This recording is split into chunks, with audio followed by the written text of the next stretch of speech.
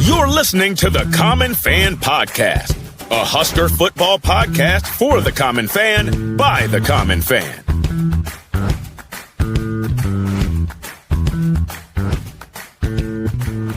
Welcome back to the Common Fan Podcast. I am TJ Burkle, as always, alongside Matty Owens Sr. and Geoff in Lincoln.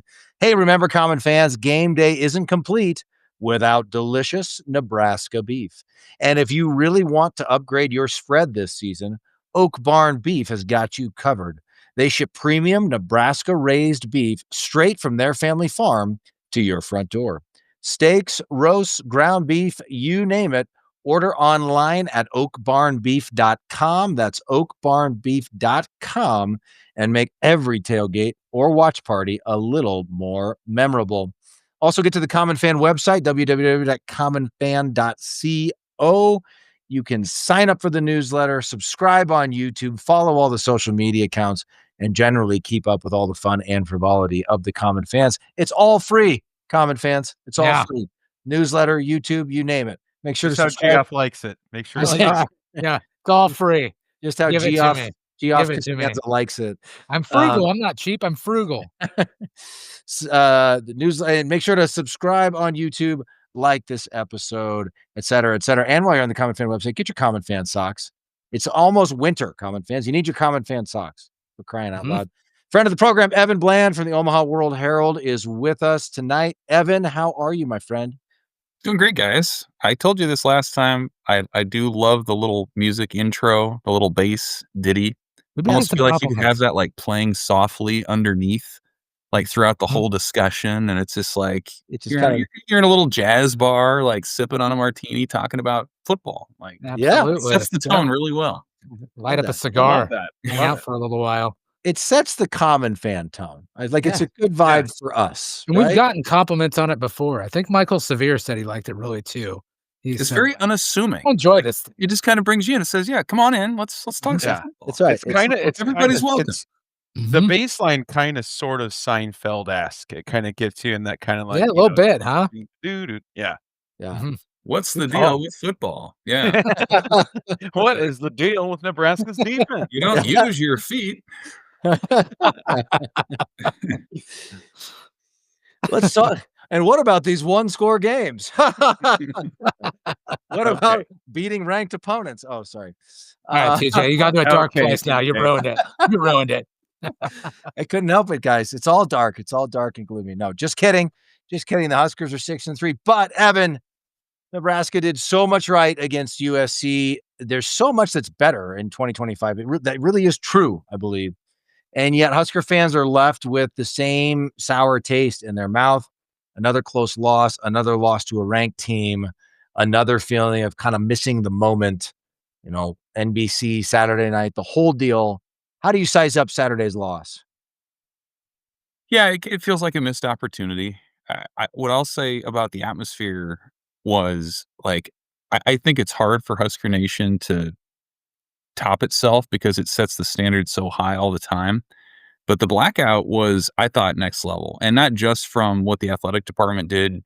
I mean, they did a great job painting the end zones and the black end at midfield and everything. But, like, there have been a handful of times through the years where it's been sort of a grassroots effort to have a blackout, and it ended up being kind of patchy. I would say it was like 98% black in Memorial Stadium. Like, it was an incredibly impressive collective effort from the fan base to do that, where, muscle memory for decades is to wear red. So very cool in that regard. You have a big recruiting visit guest list that shows up. Like you said, NBC, it's at night. It's all in front of Nebraska. And for, 35 minutes, they played about as perfect a football as you could. They held USC to field goals. The opening drive, they go down and score. They take up time, doesn't expose their defense as much. And, it all turned on that one sack fumble sequence where Dylan Raiola is now out for the year with the broken right fibula. And Nebraska loses the game. So like this to me was not Minnesota, where you kind of left. I think the general sentiment from fans was you're kind of pissed off about what happened from the effort, the play calling, all that. This was just more deep disappointment, frustration, kind of the what if, like what, would Nebraska have won if Dylan Raiola stayed healthy in Yeah. that game? I think they probably would have. You never know how it'll play out, but like that's the thing was like this one got away because of circumstances and just terrible luck as opposed to some of the other things. And you can talk about timeout usage and some play calls and things. So it wasn't totally just the circumstance, but this was a unique feeling because I think the Michigan game too, you kind of came away going, wow, they got some work to do on the lines of scrimmage. You mentioned the Minnesota game, and then this one, like they felt like the game plan was good. They really held down USC's passing attack. The defense did everything you could ask for it to do, pretty much, and you still end up losing by 4. So I like kind of like TJ said, it does seem like Nebraska continues to get better, but you have to like square that with a very familiar result where you fall short again with an opportunity to make a statement on a national stage, and they didn't do it. And so, that's where they are. Now you have 3 more games to define the season still. The range of outcomes is anywhere between 9-3 and 6-6. That's still an awfully wide range from which to, judge what this season can be. And so we'll see how they respond this time and finish this thing out. Wow. Well put. That's why we have you Yeah. on, Evan.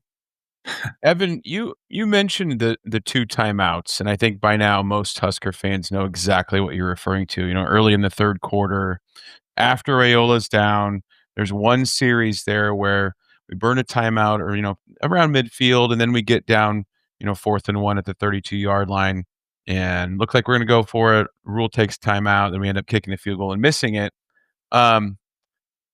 For those of us that weren't able to tune in to Coach Rule's presser on Monday, did he talk about those 2 timeouts in that situation, that scenario? Did he give any insight into like what was going through his mind during that series? He did. Yeah. The sequence where they kicked the field goal was kind of what it looked like. They were going to go for it, or at least they were going to try to draw USC off sides on 4th and 1, and I think they kind of had a change of heart about what they wanted to do. They felt like Kyle Cunanan could make it going in that direction. He had in warmups, and so they took a chance, and it was close. Right, it doinked off the upright there, and so you can certainly make the case that Emmett Johnson running on 4th and 1's a better proposition in that spot than trying a long field goal, but Nebraska wanted to go for the points, and they thought like it was right on the line. The other one to me was a little bit more unclear still. That was the one after Turner Corcoran got shoved over by that USC defender, and they called the timeout. And Matt Rule talked about it Monday. I'll admit, like, it's still kind of unclear to me what they were going for there. Like, he was talking about wanting to reset the clock maybe and not take the 5-yard penalty.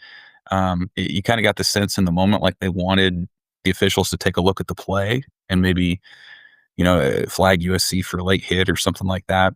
But I just, even in the moment, like I would just remember being in the press box talking to Tom Chattel, and we're just like, probably going to want those timeouts. Like it just felt like they were playing a little loose with those, even with an 8-point lead in the third quarter with a backup quarterback in there. And I think that was one of the other factors was Latif felt a little discombobulated on that play too. So they wanted to reset some things, but that's kind of the thing I think maybe that bugs people the most has been some of the game management decisions, not just Saturday, but at different points in the last couple seasons. And so it did. I mean, it came back to bite him, right? Like where you would have had an opportunity in the last couple minutes to at least try to mount something if you had an extra timeout or 2. And ultimately those decisions did come back to bite them because USC was able to kneel out the clock and ice the game. Yeah. And to me personally, for what it's worth, me and TJ, you mentioned on the last episode, like if he's going to argue about that call, like it's not reviewable anyways. It's the first time I've ever seen Matt Rule.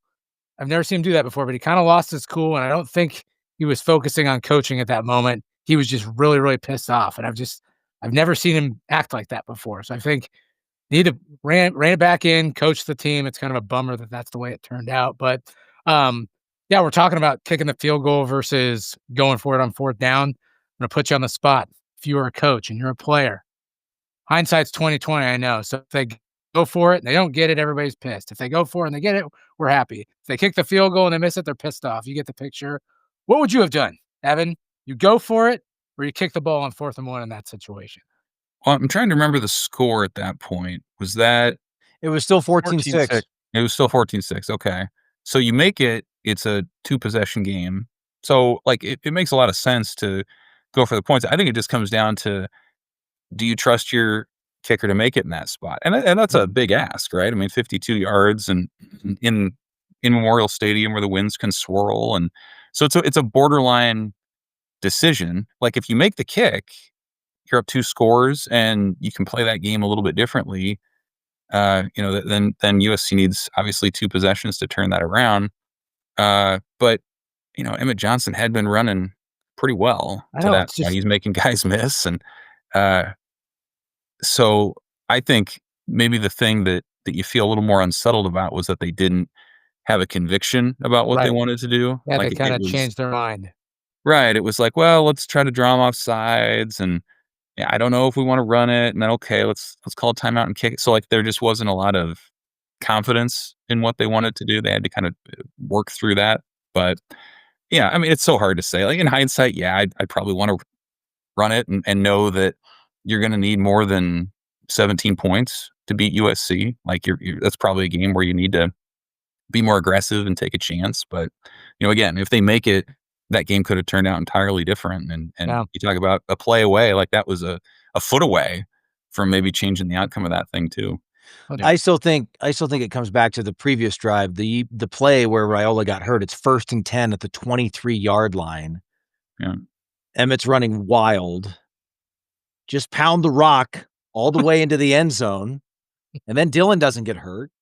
And then we're not in that. Then the whole game plays out differently. Anyway, I mean, who knows? Yeah. But But I'm gonna come back and play, like, on as far as the 4th and 1 or to go for it, like, we haven't been great in 3rd and 2, 4th and 1, 4th and 2. Like, the short yardage For some reason, situations you're right, have it's not been an gone issue. very well. That's Like, true. Emmett's averaging, like, 5, 6 yards a carry, but it's usually, like, on early downs, and it's not in a short yardage situation. So, I don't know if that comes into play, but like I said the other day in our game recap, like, my issue wasn't that they kicked it, it was burning the second timeout Yeah. to then change their mind to kick it. Like, if they just said, "Okay, get out there, Kyle, and kick it," and we still had, 2 timeouts left, I know maybe people are a little less upset, but, people are still gonna say they should have gone for it. I don't know.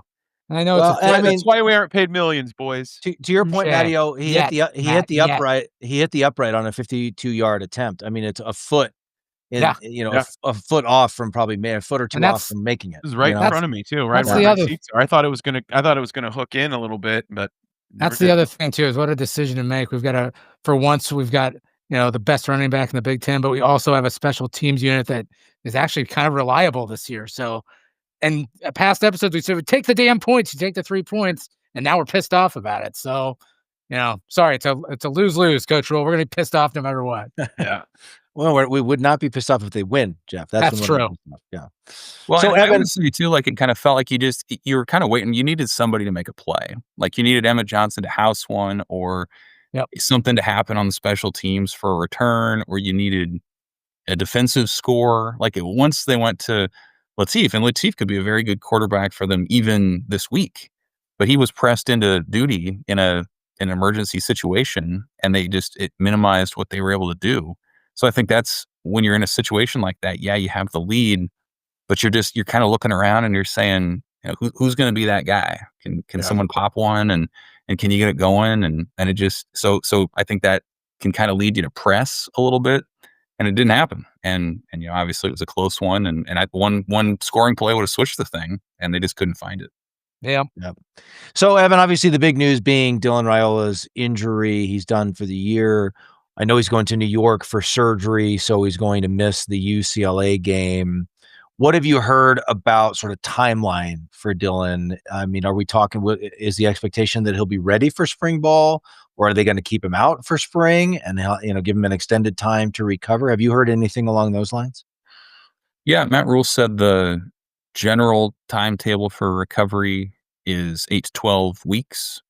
So you would figure that'll keep Dylan out from the bowl game, whatever that is. And, by that kind of a timeline, you would imagine he'd be ready to go by the time they get rolling in March, certainly. And he might miss some winter conditioning potentially. But yeah, I mean, I think he'll be back at that point. And it's not like he's, not on the team. He's still going to be a presence. He won't be at UCLA, but he'll be a presence in the last 2 games for sure, and continue to be a leader and do all those things. So, he'll be around, finishes with 2,000 yards exactly passing this year.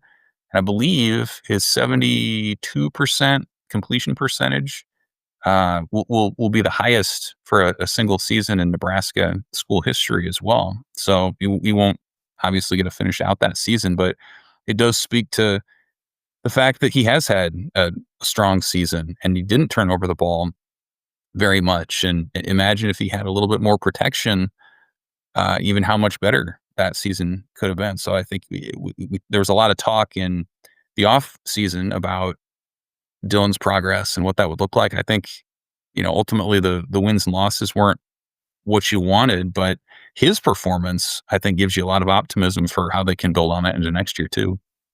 Yeah, for anyone keeping score at home, I too plan on holding off on any sort of winter conditioning. So Nobody was keeping score. You're gonna hibernate. You're gonna hibernate. yeah, that's right. That's right. Well, sticking with Raiola, Evan, you kind of mentioned he's still going to be around. We've seen on social media and things that he addressed the team this week, and I'm sure he'll be there to mentor TJ Lateef as much as he can. And I guess this is maybe even a longer term into next year type of question. How important is it for Dylan to play, some type of role like that for this team, like to still be around and still try to be somewhat of a vocal leader? Do you have any thoughts on that or any insight on that? Well, I mean, it's kind of a given when you just think about the leader that Dylan's been. I mean, he's been the guy who's at every recruiting visit for portal guys and high school players. And, he's made it a point of being the face of the team from a player standpoint. And I mean, heck, he wanted to go back into the game Saturday night, now knowing what we know, with a broken bone in his leg. And so, yeah, I mean, he's put so much preparation into the season that I think it's just very natural for him to say, okay, I can't play, but I'm going to rally around TJ and help him and give him insight and tell him what I see. And, Matt Rule said he's going to be part of the game planning, and I wouldn't be surprised at all if he goes to Penn State, if he's on the 74-man travel roster, which says a lot about a guy who would take up a spot like that and have no chance to play. So, yeah, I mean, I think he continues to be a large presence. I think, Dana Holgerson said today, he made a point of telling TJ Lateef, like, don't worry about being a leader. He's like, Dylan's still on the team. This is not a situation where you need to, like, be somebody that you're not. Like, it's okay. You're a freshman. Do what you do. People believe in you, but, like, you don't need to assume this larger role because Dylan is still there to handle some of that. So I think even though he's not on the field, yeah, his impact on this team and on this season will continue to endure as long as it's going. Interesting. So I'm going to use the team Nebraska in this example here, but I'm also asking this for TJ and his emotional well-being as well, because after that loss, he was questioning the existence of, like, his own mortality on this earth. How does the team emotionally recover from a loss like this? And TJ too. Don't speak for me, Jeff. Don't speak for me. I'm just saying, you had the win. You played well enough to win the game. You lose. You find out your starting quarterback is out. Your 5-star leader is out. How do you refocus and get your head in the game for a road game immediately after this against UCLA, who, by the way, is no slouch? They're not some pushover team. How does this team need to refocus and get ready for that game? Well, I thought it was interesting hearing from players and coaches, today on Tuesday that, like, they wanted to play this week. They're playing their 6th game in 6 weeks, and it's kind of like a baseball closer that blows a save. Like, you want to get right back out there and get that taste out of your mouth. I think that's I'm not familiar with that at all. I don't know what that means. So, like, I think that's kind of where they are. We- Like, we know, that's- Jeff. Everybody else is, Jeff. Everybody else is. We know, Jeff. Sit that one out. so I just think that that's a team that felt like they left something on the table, and now it's it kind of adds another element to it. You hate for Dylan to be out, of course, but like now you've got the guy who's already was sort of pegged as the future for Nebraska. Not this year, obviously, but in a couple years. And so now he's out there, and he can run it a little bit more, and he's got a big arm, and he played elite high school level football. Oh, by the way, 45 minutes from where he's going to be playing at UCLA on Saturday night. So, like, I think that adds something to it. You're going to the Rose Bowl. That's a place Nebraska hasn't been since 2012. So that's an iconic college football venue. You can watch the sunset on the San Gabriel Mountains. And there's still plenty to play for here. And again, like we said, it's still the difference between potentially 9-3 and 6-6. And you can go to a good bowl game. You can have a lot of momentum. They've already gotten a commitment out of the weekend. You can bet that they're going to get more. So like, there's still a lot to play for. And Matt Rule's message was to his team that he mentioned Monday was like, this is a time when you sow seeds for future seasons. Like the guys that are going to be done aren't going to get to realize it, but the culture that they're setting, the standard that they're setting, the momentum that they can potentially create to end the year, like that's all stuff that's going to help the program into the future. So I think they realize that, yeah, you're out of the CFP discussion at this point with 3 losses, and it was a long shot anyway. But there's still a lot to play for in terms of building this thing and making Nebraska a destination in the sport again here real soon. Yeah, that was actually, you walked me right into my next question, Evan. But like Rule called it a crossroads, right? And he talked about kind of the importance of the rest of the season. I mean, I think certainly from a fan perspective, 9-3 or 8-4 even would feel so much better than 6-6, right? And feel so much better than last year. But I just think like it's interesting to see some of the chatter on social media and like, well, they're out of the playoff hunt, so who cares? Or they blew another big opportunity. So, why do we keep doing this? Whatever. But these last 3 games like are really important, right? I mean, I feel like, and the bowl game as well. I feel like for not just for the fan base, though, to feel good about itself, but I think for like the trajectory of the program, for what Matt Rule is selling to recruits, for a lot of reasons, they can't go into a shell after starting 6-2. And I think even with the Raiola injury, there's got to be some positive momentum going into the bowl game and then going into next season. Yeah, totally. And like, it's year 3. If it's not about sort of this grand breakout season like Rules had in the past, then it has to be still about upward momentum. And it has to be about like things that you can tangibly point to and say, it's better than it was. And there going to be subjective elements to it. Troy Dan and the AD has said when he's in the locker room, he can feel it. And sometimes you just know, and that's great. But like, you also have to have things that you point to and say, this is different. Obviously last year, that was the ending the bowl drought and beating Wisconsin. And this year, like to this point, it's, securing consecutive bowl games and making sure that that's more of a footnote than a goal. Like they played into November with being mathematically alive in the CFP. Like that's progress. And I think the next step that you can take now this year is like, be a team that can finish strong. Like, I think you got to go back to 2018, the last time you felt like Nebraska actually finished the season, like the month of November, better than it had earlier and had people excited for where it was going. And that's what's on the table here. They go 0 for November 2 years ago. They win the 1 game in November last year, win 2, get to 8-4, go to Penn State and win, go to UCLA and win, beat Iowa, which is a coin flip every year. Like, generate some excitement into the off season. Like that's to me is kind of that next step. And then there's so much going on around the program in terms of roster investment. Matt Rule's going to be here for the long term. It feels like this will be an off season where you can really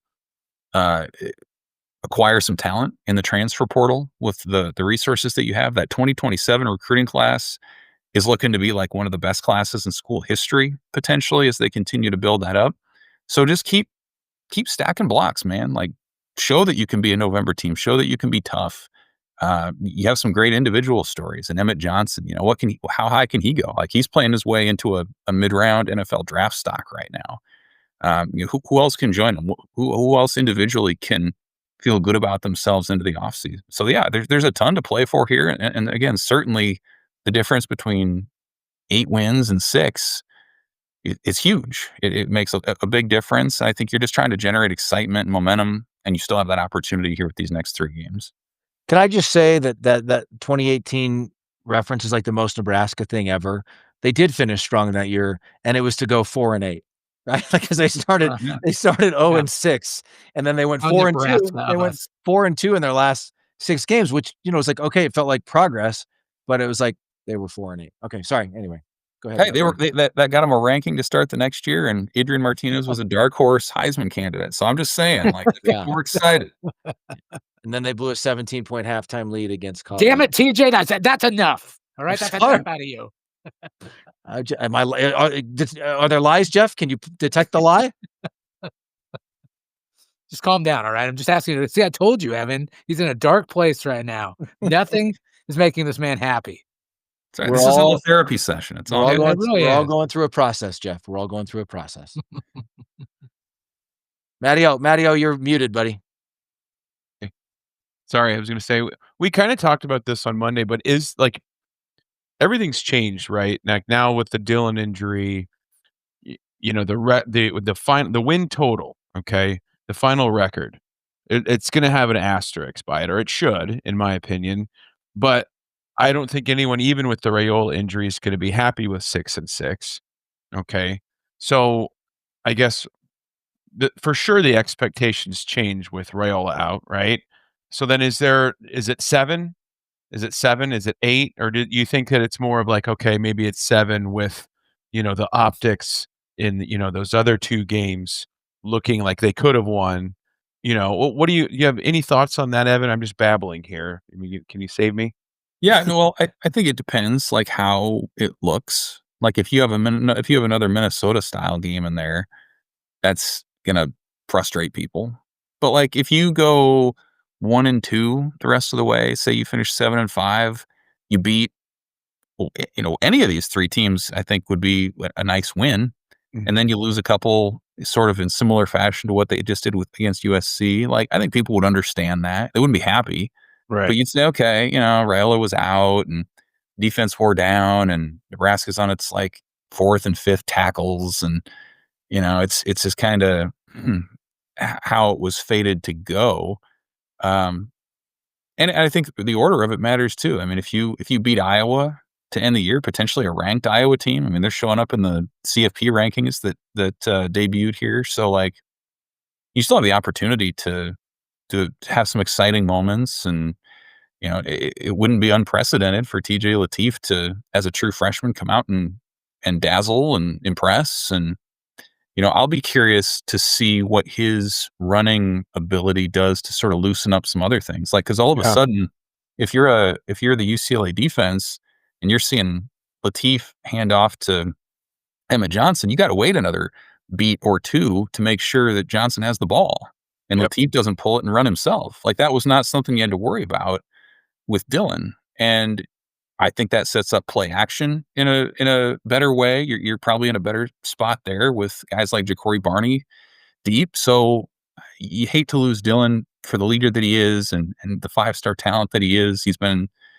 like we said earlier, he's had a really impressive year. I'll just be curious if this sort of shakes up that Nebraska offense a little bit, to where if it can, generate a few more points, be a little bit more versatile in how it does its business.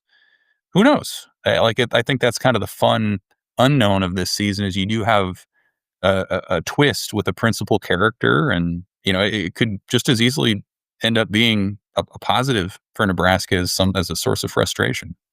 God, that would be so great. I mean, imagine we win 2 out of the last 3, and I'm looking way ahead here. I don't want to wish this season away, but Imagine they win 2 out of the last 3 regular season games. Maybe they win a bowl game, maybe they don't, but you're going into spring with a potential quarterback competition. Like, when's the last time we had one of those around here? It's been a while. Frost first year? Hey, if TJ Lateef has a great finish, like, maybe that's a conversation. And for what it's worth, like, TJ Lateef is not, I think, what Nebraska is used to its backup quarterbacks being. Like, this is a guy, like Andrew Bunch? right? Yeah, like, this is a guy who was a 4-star. This was an Elite 11 talent. Riker Feist. He played in the hardest high school league in the country in Southern California for Orange Lutheran, and like, if anyone's prepared, it's going to be a guy with the experience that TJ Lateef has, and he could have gone to Georgia, he could have gone to Alabama. He had big time offers, and Nebraska came in and he liked Matt Rule and the staff and the family vibes. So, like, it's not out of the realm. Like, this, he's not a warm body, right? Like, he's a legitimate talent who Nebraska saw as their future at the position. It makes it really interesting to see how far into the future is he, and he's going to have that chance to show it. To your question too, Matteo, I think especially, I mean, the most winnable game arguably is UCLA, I think. Even with the dumpster fire that is Penn State, like, it's just hard to expect to go into Happy Valley with Penn State talent and win. Yeah. So if they win on Saturday and they're 7-3, you're playing with house money. And then I think all the common fan wheels are spinning then, right? And then it's like, well, can we get one of these next two at least, right? And I mean, I think if they finish 8-4 with a chance at a 9-win season with the bowl win, it'd be a pretty good bowl game too. Yeah, to get the 8-4 regular season. Heck yeah! I mean, we're getting ahead of ourselves, but it's fun to talk about, though. Damn it, it is. It is fun to talk about. I think from a fan perspective, 8-4, that's the cutoff for me personally. 8-4. I said it on the last one, and I think a lot of the common fans would agree with me. That would be considered a success for "quote unquote" Leap for his third. But even with Dylan out, you think that still correct? Okay. I think they got to get at least one more. No excuses. I think if they're 7-5, people are like, that sucks. Like Evan said, like, people are going to be kind of mad about that, but they're going to be like, but Dylan was out. Right. Yeah. So a little bit different story. True. There's like a little asterisk, a little, but GF, I think 8-4, especially with Dylan out, people are like, hey, we got something here. Yeah. I don't know. It's just, why did we have to lose to Minnesota? Could you imagine what the vibes would be like right now if we just hadn't lost that game? If we just had our 2 losses, were to USC and to Michigan, and Jeff, we were looking forward right now. That sounds like a nice. I mean, it just ruined the vibe, man. Because now we know I mean, yes, it did, but losing to USC when we were winning 14-6 with a chance to take a 2-score lead. Imagine if we win that one. Sorry to interrupt you. I'm sorry. I'm just saying, like, I would be so much the future would be sky high right now if we just had these close losses to 2 ranked teams. It just dampens everything knowing that we still have the ability to crap the bed against an inferior team like Minnesota. It just sucks. I just want to say that. Do you guys think, like, do you feel like fans have caught up to the reality of college football now, where, like, there's so much more parity? Or is your muscle memory still like there are like 4 or 5 games Nebraska should always win? Like, you expect all these games to be close? It comes and it goes with me. I don't know why, but like, I'll remember it for a little while, but then the second we lose, I'm like, we're terrible. We suck. We're never gonna win again. So like, some days I remember it, and then I honestly forget some days where I'm like, we should be blowing every team out, like Minnesota's, Northwestern. TJ's got it embedded in me now. Like, there's no excuse to lose to, like, the Purdue's of the country or the Illinois ever. There shouldn't be. And I forget sometimes that it's parity now. Everything's spread out. So yes and no. I know that's a non-answer, but I forget some days and I remember other ones. That means a lot, Jeff. Thank you. You're welcome. So, Evan, I think that fans are starting to get it, just based on, like, social media, based on conversations we've had, emails we get to the Common Fan account, or outreach that we get to us. I think people get that it's kind of a new age, new day in college football. But I would also offer a caveat there. Maybe this is just me being crazy.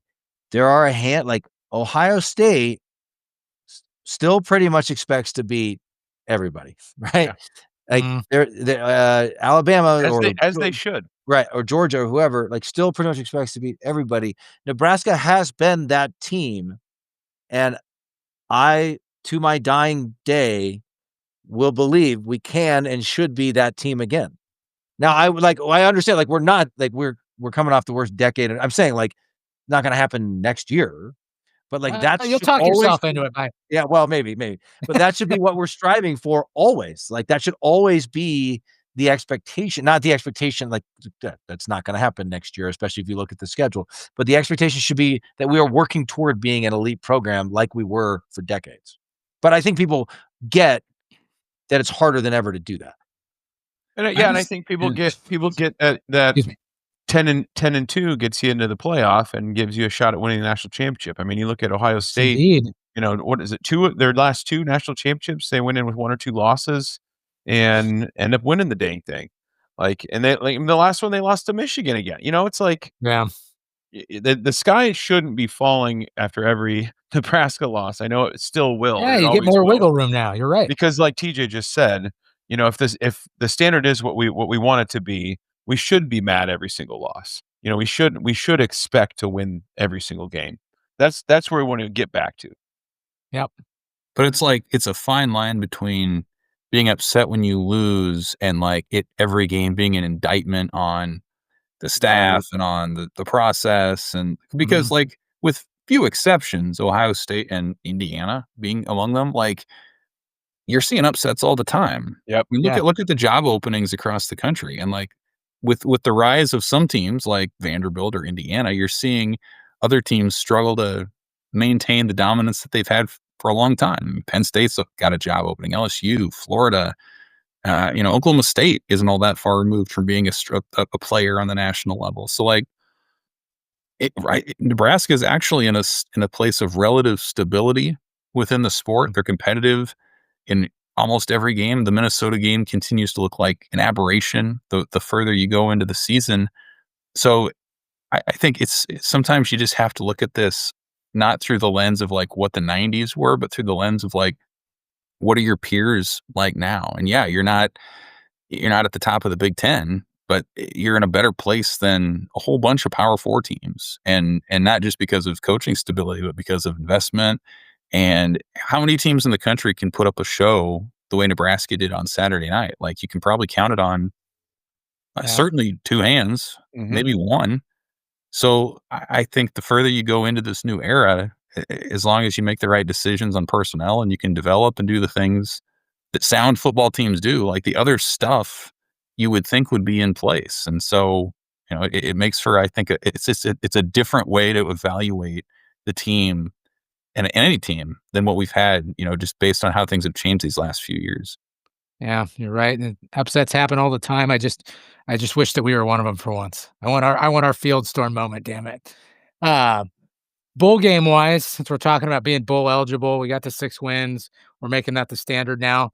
Do we have any bowl expectations? Do you have any idea? Any chat about where we could possibly be headed based on our record? I kind of doubt people want to go to New York City in December again.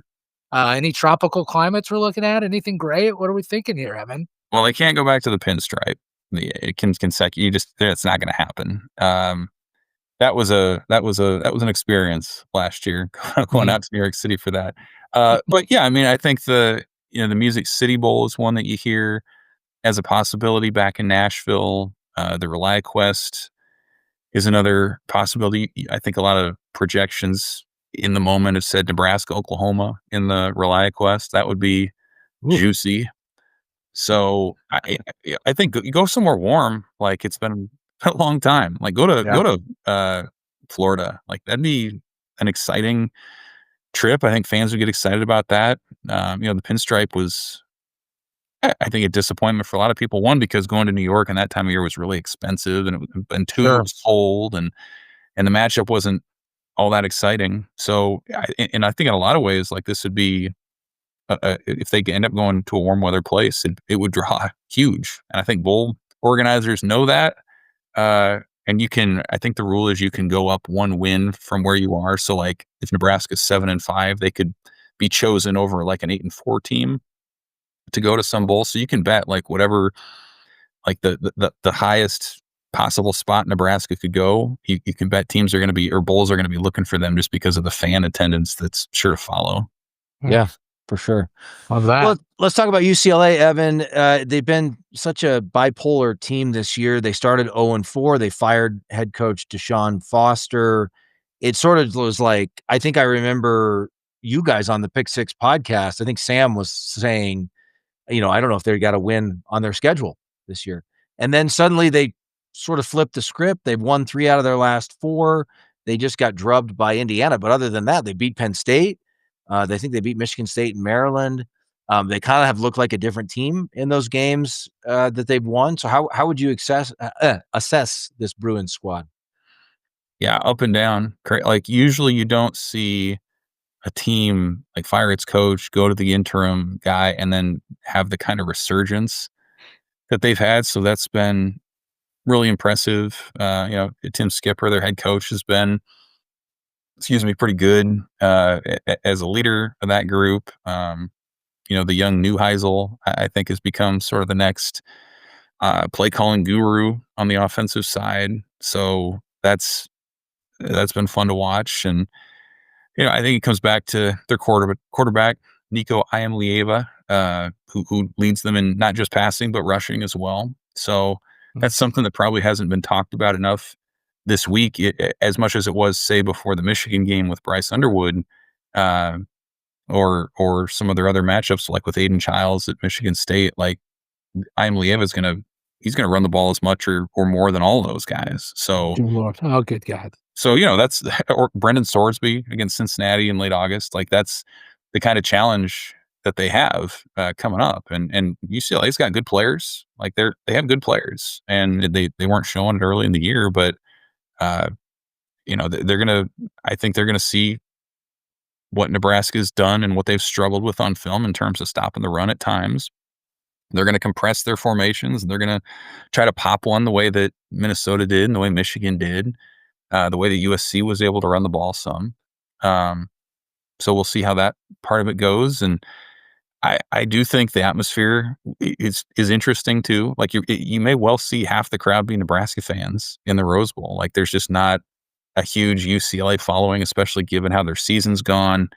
More people are probably worried about the Dodgers championship parade than they are what's going on at the Rose Bowl on Saturday night. So I think it's another game, sort of like Maryland, where it's a road game, but it's kind of not, because of the support that's there. So that part probably should play into their favor a little bit. But when you see the final line, and I think it's UCLA by 1.5 at this point, like, that seems about right. It seems like it's going to be kind of a rock fight, low scoring, defensive kind of game. And, I think Nebraska's been probably the more explosive offense of the two. And so maybe that's an area that they can take advantage of, where UCLA is probably going to have to string together some long drives to score points. I think Nebraska has a greater chance of, housing one with Emmett Johnson or even TJ Lateef. Oh, dear Lord. Mobile quarterbacks against Nebraska. Why does this keep happening? Why does this keep happening to us? I just, all right, Evan. So UCLA, Husker Nation's going to show up big. We got TJ Lateef, first start at quarterback. We've got a few offensive tackles out. Clearly, I don't think, and maybe this is my ignorance, you can correct me if I'm wrong, Dana Holgerson's probably not going to use the Dylan Raiola playbook for TJ Lateef, right? He's probably going to come up with something that's maybe a little bit more specific to his skill set, maybe some running plays. How's Dana Holgerson going to attack this game with TJ Lateef under center? I mean, you're going to see a ton of Emmett Johnson, as you have. It just is. I mean, I don't know if they can feed him more than they just did against USC, but you're going to see upper 20s touches, maybe into the 30s, depending on how things go. And you'll probably see some usage of Lateef like we saw in the second half against USC, where he's going to maybe make a read or two downfield. If that receiver's not there, tuck it and run. He's got that athleticism to do that. There's going to be some designed keepers. And I do think that they trust him similar to Dylan in terms of, like, giving him the freedom to check out of plays. Like, they mentioned that there were a couple situations, that fumbled snap that Lateef had. I think it was Holgerson or maybe it was Rule who said that was a play that Lateef checked into. And if you go back and watch it, like, it was going to be a little tunnel screen to Ja'Cory Barney, and it looked like that was absolutely the right play. So, I think he will have some of that opportunity. And again, I just think it's worth going back again and reminding, like, Latif is a guy who started and played the most competitive high school football that you can play, and was highly recruited. He's been at Nebraska since January as an early enrollee. So yeah, he's a freshman, but he's about as prepared as a true freshman really can be at this point. So I think you're going to take some deep shots. They took one with him against USC, and it was that 40-yarder to Isaiah Hunter that got knocked away.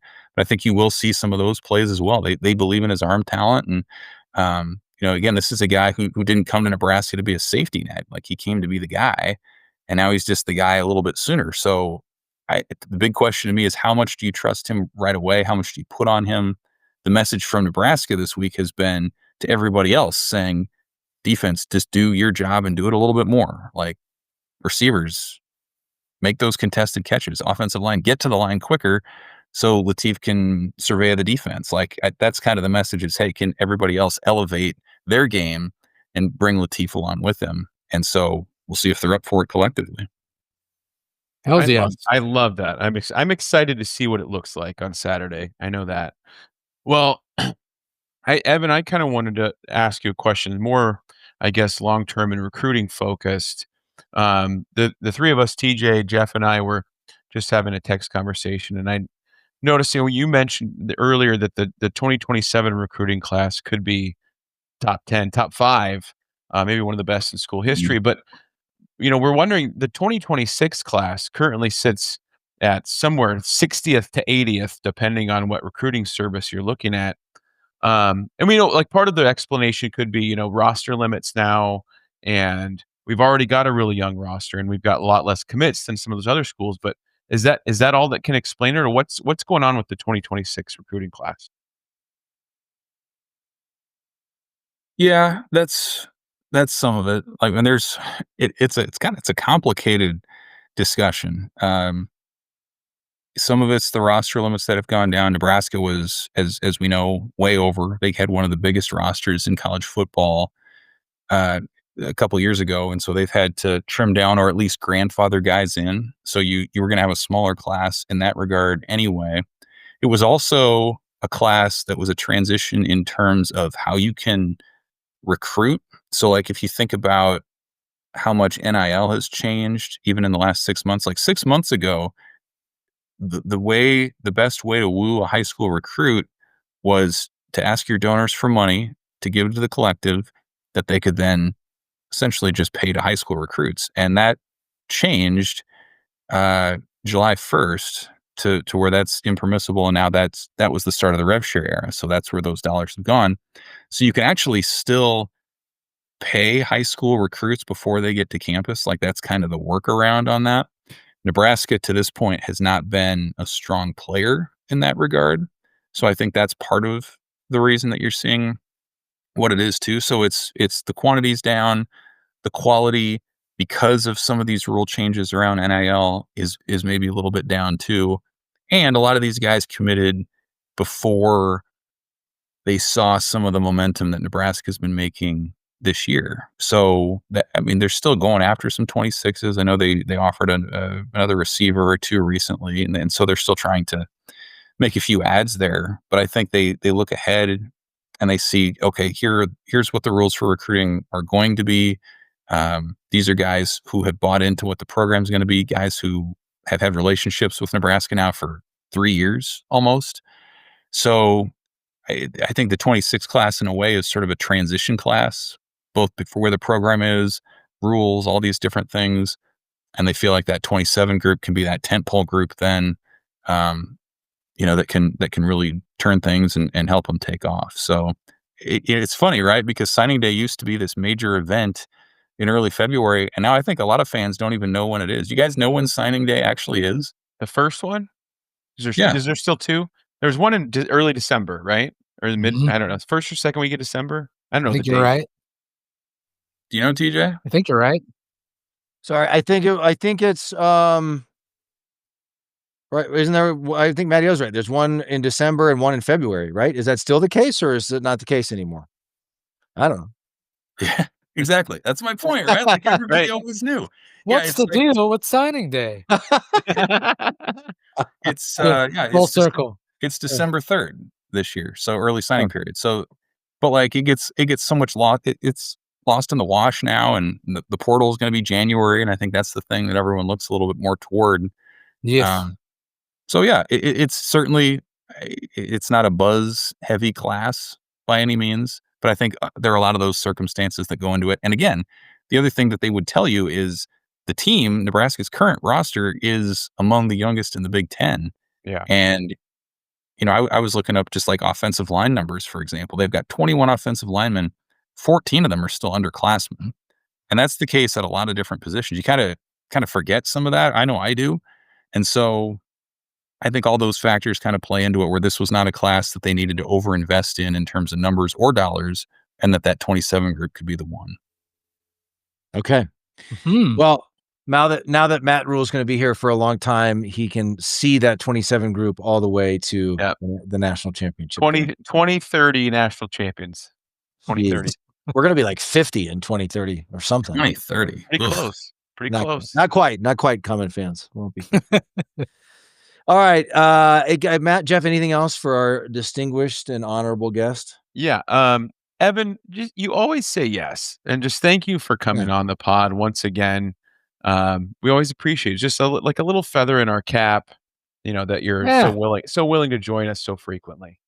You guys make it easy, man. It's fun. It's a fun conversation, and such short notice, by the way. Always willing to help out. I have a question.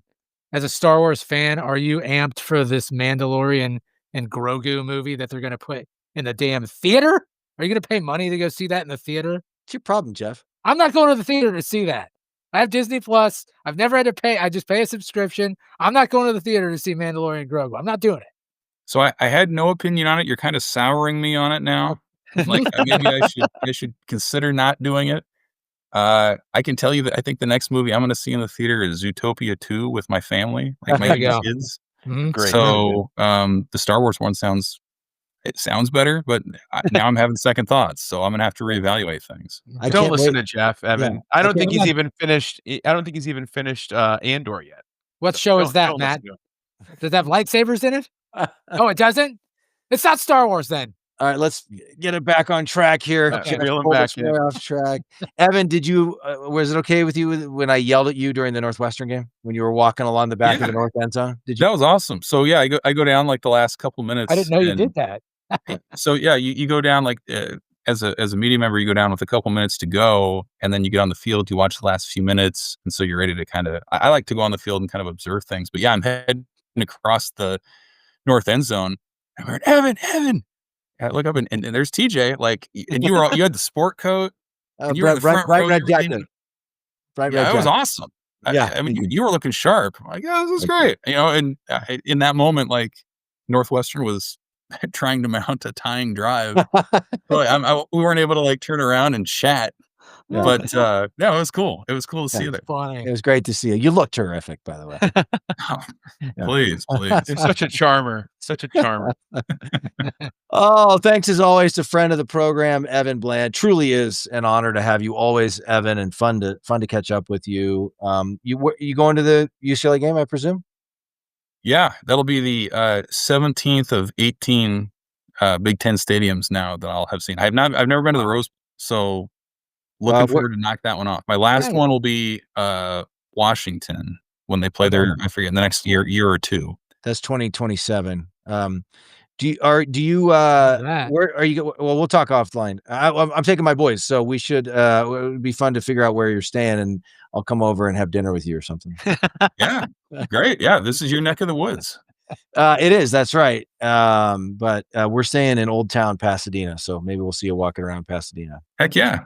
Yeah, I'll be there. All right. Thanks so much to Evan Bland of the Omaha World Herald for joining us. Check out all of his stuff. Get your Husker Extra subscription. If you don't have one already, get your digital subscription or get your Omaha World Herald subscription if you're in Lincoln or Omaha or other parts of Nebraska. Evan, thank you so much. Great to see you as always. Common fans, Be kind to each other. We'll be back at you after the UCLA game when the Huskers will be 7-3. In the meantime, as always, GBR for life. Holy moly! Man, woman, and child did that. Put them in the aisles.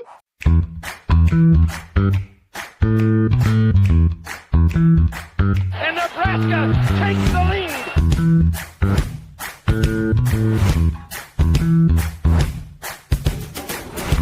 And the national championship is Nebraska.